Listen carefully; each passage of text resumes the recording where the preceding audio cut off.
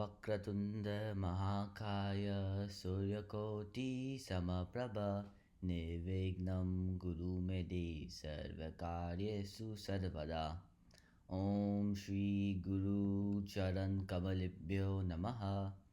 गुरुर्ब्रह्मा गुरुर्विष्णु गुरुर्देवो महेश्वर गुरुर्साक्षात् परब्रह्म तस्मै श्री गुरुवे नमः। ओम नमो भगवते वासुदेवाय।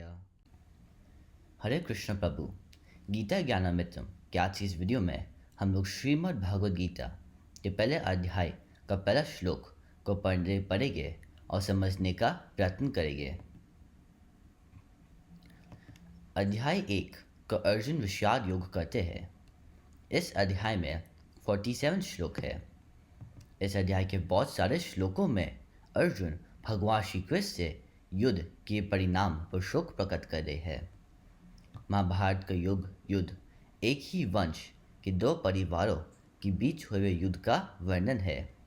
इसी युद्ध के दौरान भगवान श्री कृष्ण अर्जुन के माध्यम से संपूर्ण मानव जाति को भगवद गीता को उपदेश देते हैं। अध्याय 1 राजा धृतराष्ट्र और उनके मंत्री संजय के बीच वार्तालाप से आरंभ होता है। धृतराष्ट्र जन्म से ही नेत्रहीन थे, इसलिए वो युद्ध नहीं कर सकते थे। इसलिए संजय उन्हें युद्ध भूमि के सारी घटनाओं का सजीव वर्णन कर रहे थे। हम सभी जानते हैं कि महाभारत की रचना ऋषि वेदव्यास ने की थी।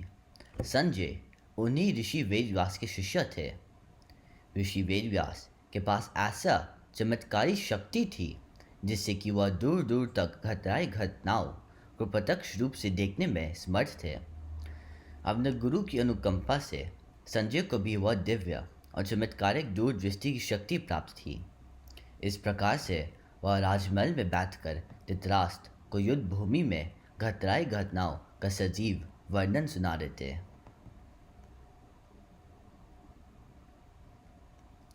धृतराष्ट्रोवाच धर्मचैत्र कुरुचैत्र समावृत युयोत्सव मामक पांडवश्चैव किम कुर्वत संजय। अब मैं आप लोगों को श्लोक का अर्थ बताऊंगा। धृतराष्ट्रोवाच अर्थात धृतराष्ट्र का संजय अर्थात हे संजय, मामक अर्थात मेरे पुत्र, च अर्थात और, पांडव अर्थात पांडवों के पुत्र, धर्मक्षेत्र अर्थात धर्म की भूमि, कुरुक्षेत्र अर्थात कुरुक्षेत्र में युयोत्सव युद्ध करने के लिए इच्छा, समावित अर्थात एकत्रित होने के पश्चात।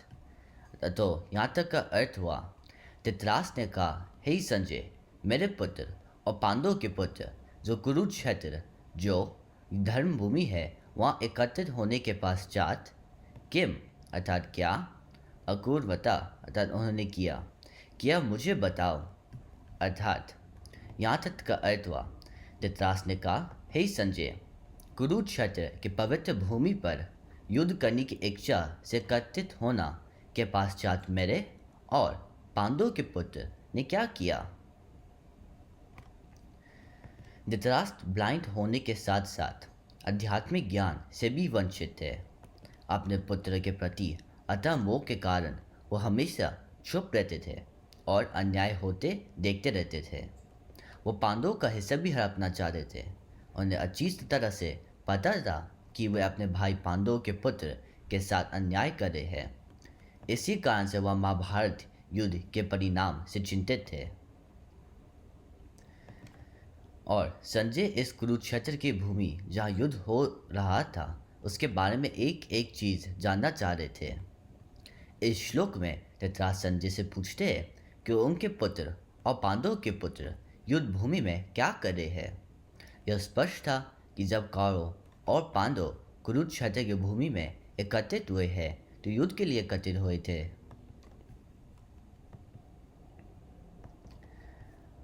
फिर वो ऐसा प्रश्न क्यों कर रहे थे संजय से कि वो युद्ध भूमि में क्या कर रहे हैं। इससे हमें धृतराष्ट्र के मन का दर्द पता चलता है। इस श्लोक में धृतराष्ट्र कुरुक्षेत्र को धर्म क्षेत्र भी कहते हैं। कुरुक्षेत्र देवताओं की पवित्र भूमि थी। यह देवताओं की तपोभूमि थी। इस पर धर्म फलीभूत होता था, इसलिए धृतराष्ट्र कुरुक्षेत्र को धर्मक्षेत्र कहा रहा है और डर रहा था कि कहीं कुरुक्षेत्र की पवित्र भूमि पर जाकर कई कौरवों को सही और गलत का अंतर ना पता चल जाए, कहीं उनमें अच्छा विचार ना आ जाए और कहीं वो पांडवों से शांति समझौता ना कर ले। उन्हें पता था कि कुरुक्षेत्र की धरती पर हमेशा धर्म की ही विजय होगी। वो अधर्म के साथ दे रहे थे और इसलिए वो युद्ध के परिणाम को लेकर डरे हुए थे। धन्यवाद।